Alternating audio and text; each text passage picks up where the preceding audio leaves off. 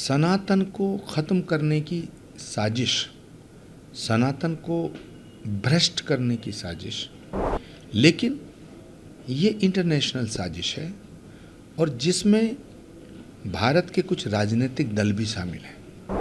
Congress party के अध्यक्ष उनके सुपुत्र हैं प्रियांक खड़गे, कैबिनेट मिनिस्टर हैं कर्नाटक में।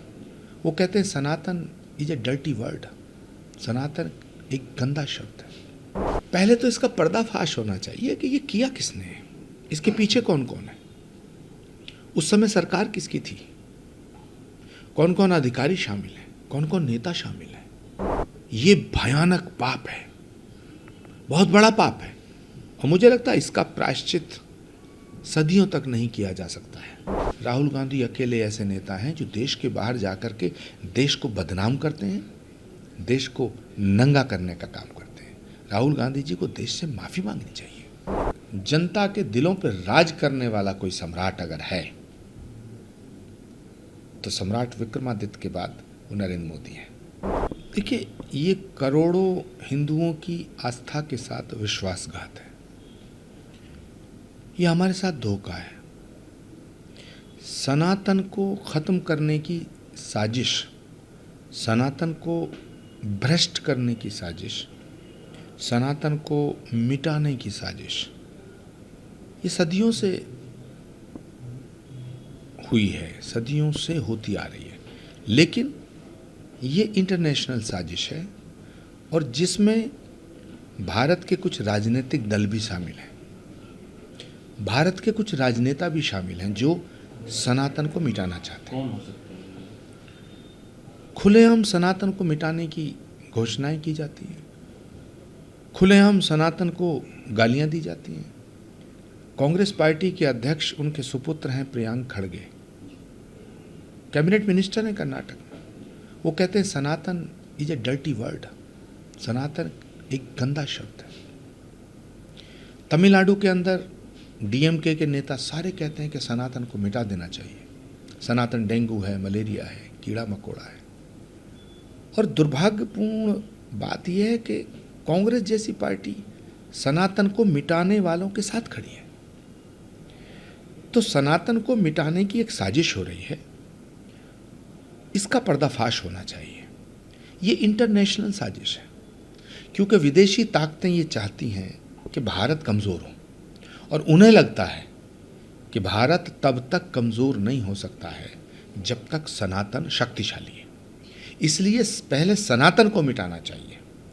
जो काम हज़ारों वर्ष पूर्व मुग़लों ने, अफ़गानों ने किया था, बाबर ने, चंगेज़ खान ने, तैमूर लंग ने, महमूद गजनवी ने किया था, वो औरंगज़ेब ने किया था, वही काम अब फिर सनातन को मिटाने का, वही काम सनातन को कमज़ोर करने का, वही पाप भारत की धरती पे हो रहा है। मैं इसकी उच्च स्तरीय जांच की मांग करता हूँ। क्या आप ये कहना चाहते हैं कि जो सनातन को गाली देने वाले हैं, जैसे कांग्रेसियों ने काफ़ी अपमानजनक टिप्पणियां की थी सनातन पर, वो इस साजिश में शामिल हैं? मैं नहीं कहना चाहता कुछ। हमारे शास्त्रों में एक सूत्र आता है, प्रत्यक्षम किम प्रमाणम। प्रत्यक्ष को प्रमाण की आवश्यकता नहीं होती है। आप बताइए ना, जितने लोग सनातन को मिटाना चाहते हैं, जो सनातन को बर्बाद करना चाहते हैं, जो सनातन को भ्रष्ट करना चाहते हैं, जो सनातन को गाली देते हैं, उनके साथ कौन खड़ा है? सारा देश जानता है, सारी दुनिया जानती है। तो अब वक्त आ गया है कि सनातन से संबंधित तमाम मठ मंदिरों के संचालन सनातनियों को सौंप देने चाहिए। इस तरह के घिनौने कृत्य करने वालों के लिए आप क्या सजा समझते हैं?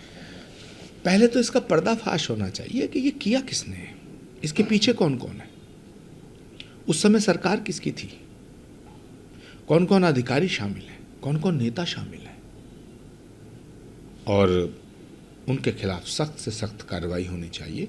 क्योंकि ये कोई भूल नहीं है, कोई गलती नहीं है, ये भयानक पाप है, बहुत बड़ा पाप है और मुझे लगता है इसका प्रायश्चित सदियों तक नहीं किया जा सकता है।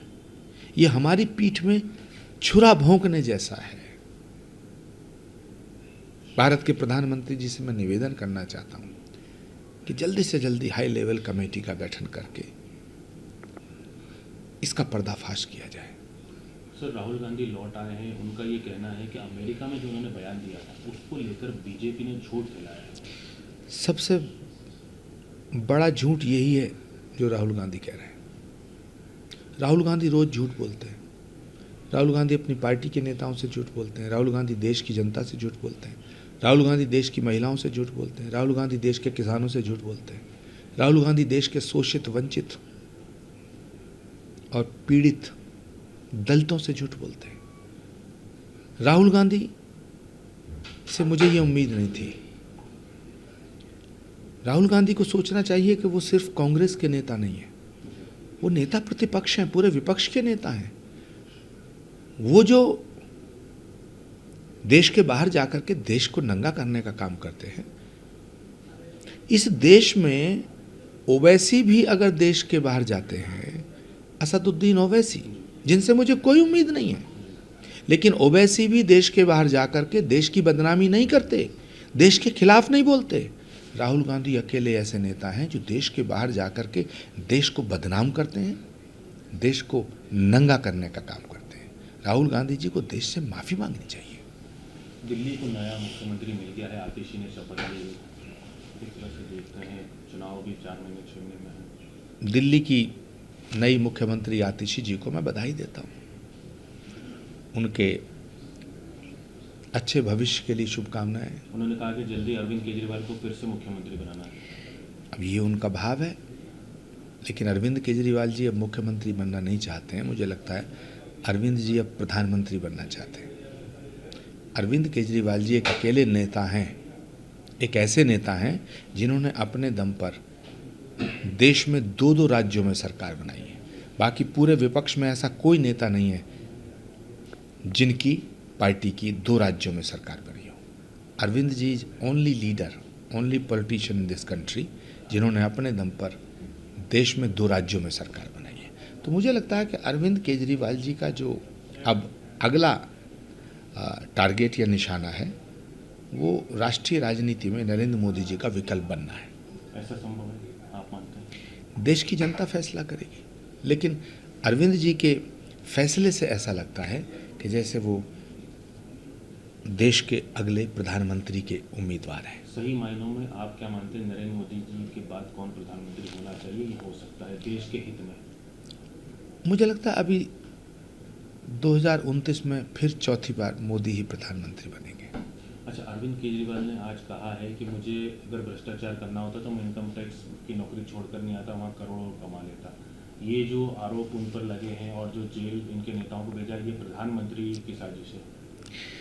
नहीं, प्रधानमंत्री किसी के खिलाफ कोई साजिश नहीं करते हैं, और मुझे इस देश की न्यायपालिका पे पूरा भरोसा है कि वो केजरीवाल जी के प्रति पूरा न्याय करेगी। सर, प्रधानमंत्री अमेरिका दौरे पर हैं, काफ़ी लोगों में उत्साह देखा जा रहा है, जो वहाँ इंडियन बसते हैं, काफ़ी स्वागत भी हो रहा है। तो किस तरह से आप देखते हैं भारत को इससे कितना लाभ होगा?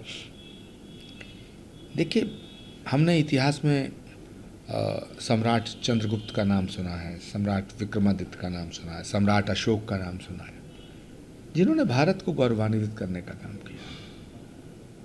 सम्राट विक्रमादित्य, सम्राट चंद्रगुप्त, सम्राट अशोक, ये सब महान राजा हुए हैं, लेकिन जनतंत्र के अंदर, लोकतंत्र के अंदर सबसे बड़ा जो जनता के दिलों पर राज करने वाला कोई सम्राट अगर है तो सम्राट विक्रमादित्य के बाद वो नरेंद्र मोदी हैं।